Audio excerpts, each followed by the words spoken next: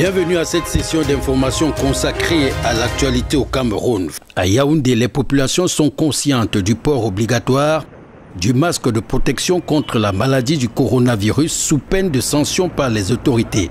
Cependant, chaque habitant de la capitale camerounaise a sa façon, parfois curieuse, de porter son masque relativement en rapport avec son état de santé ou l'activité qu'il exerce.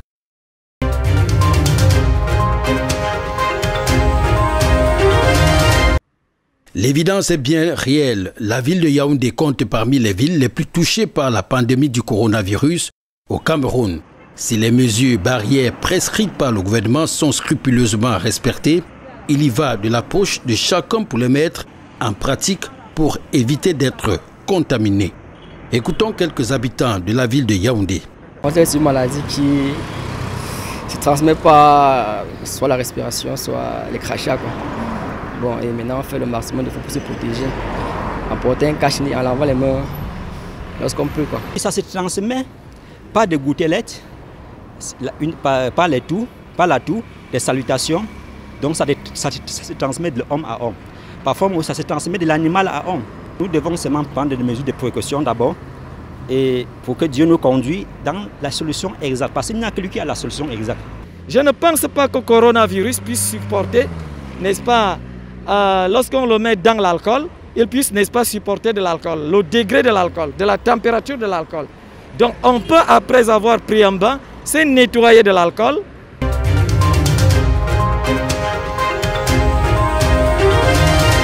Le Cameroun est loin d'avoir pris le dessus sur la Covid-19. Pour poursuivre la lutte contre le redoutable virus, le président de la République a pris le 16 avril 2020 3 importantes décisions en rapport avec la pandémie du coronavirus, à savoir la reconduction pour 15 jours supplémentaires des 13 mesures éditées le 13 mars dernier, la reprise des cours le 1er juin 2020 dans tous les établissements scolaires et universitaires, ainsi que dans les centres de formation professionnelle et les grandes écoles.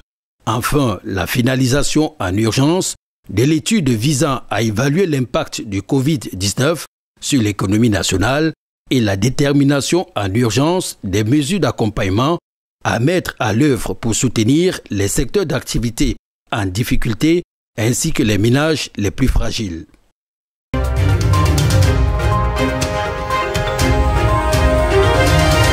Lutte et riposte contre la Covid-19, un stock de 50 matelas pour assurer le confort des personnes testées positives au Covid-19 dans leur lieu de confinement dans la région de l'Ouest Cameroun. Il s'agit de logements sociaux de Kwekong dans l'arrondissement de Bafoussam 1er, réquisitionnés pour la cause. Ce don est du maire de la ville de Bafoussam, Roger Tafam, qui a été réceptionné par le préfet de la MIFI.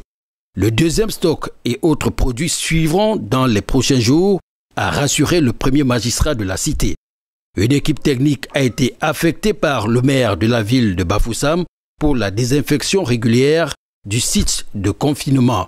Le préfet et le maire de la ville vont ensuite faire une descente pour le contrôle du port obligatoire du masque, l'une des dernières mesures du Premier ministre. Quelques réfractaires ont été mis au pas et contraints de les acheter aux jeunes marchands à la sauvette qui ont fait la conversion.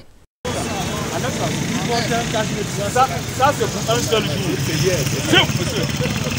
Ça c'est pour un seul jour. Ça c'est pour un seul jour. Mais quand on t'appelle pour te dire, tu désinfectes ça dans la voie.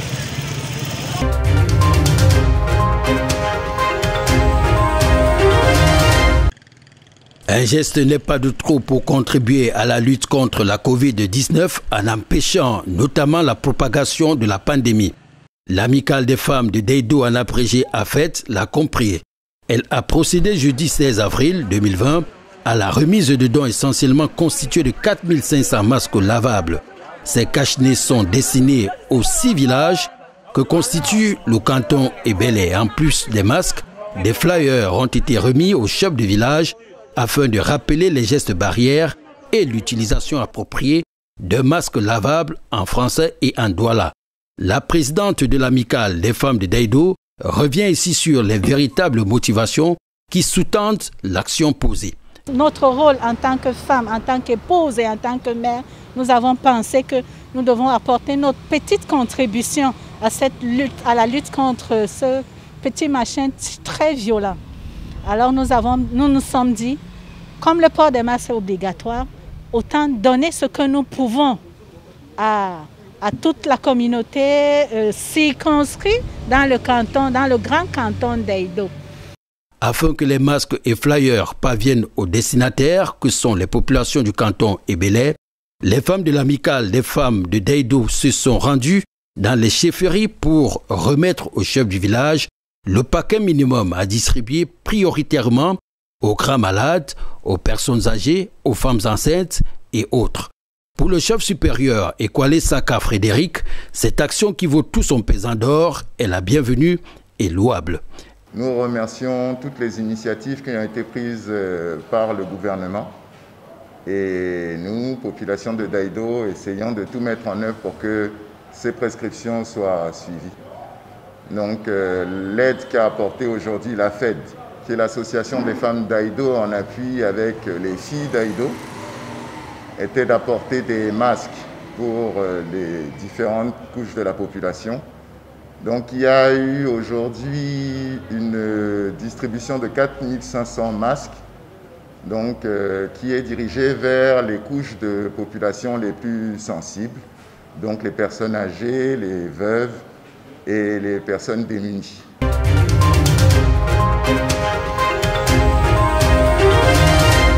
Donné pour mort parce que n'ayant plus apparu en public depuis le 11 mars 2020, le président de la République Paul Biya a mis un terme à toute supputation le jeudi 16 avril 2020 en recevant l'ambassadeur de France au Palais de l'Unité. Christophe Guillou et le chef de l'État Paul Biya se sont entretenus au sujet de la gestion de la pandémie du Covid-19 au Cameroun. La non-apparition publique et le silence observé par le président de la République au sujet de la pandémie du coronavirus avaient prêté le flanc à quelques suspicions et amené le président du mouvement pour la renaissance du Cameroun, le professeur Maurice Kamto, à saisir l'Assemblée nationale le 15 avril 2020.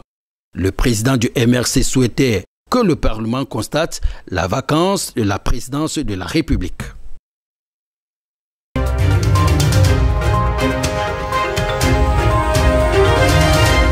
C'est une réorganisation majeure qu'apporte le ministre de la Communication Emmanuel René Sadi dans un arrêté qui porte sur l'aide publique à la communication privée. D'abord, au niveau de la dénomination, il ne s'agit plus de l'aide de l'État à la communication privée, mais plutôt de l'appui à la presse à capitaux privés. Ensuite, cet appui ne concerne que les entreprises éditant les journaux et périodiques et les entreprises de presse en ligne. Sont donc exclus les organes de communication audiovisuelle qui peuvent avoir une autre forme de soutien. Et enfin, il ne sera plus question de partager les 240 millions de francs CFA à toute la presse, comme très souvent. Les médias concernés auront une enveloppe plus relevée. Cet arrêté précise bien que l'appui institutionnel de l'État pourra se décliner sous plusieurs formes, de l'octroi du matériel technique à l'exploitation, à l'appui financier à l'achat des intrants matériels essentiels, en passant par l'allocation financière pour la couverture des grands événements nationaux et internationaux, sans toutefois oublier l'appui au renforcement des capacités.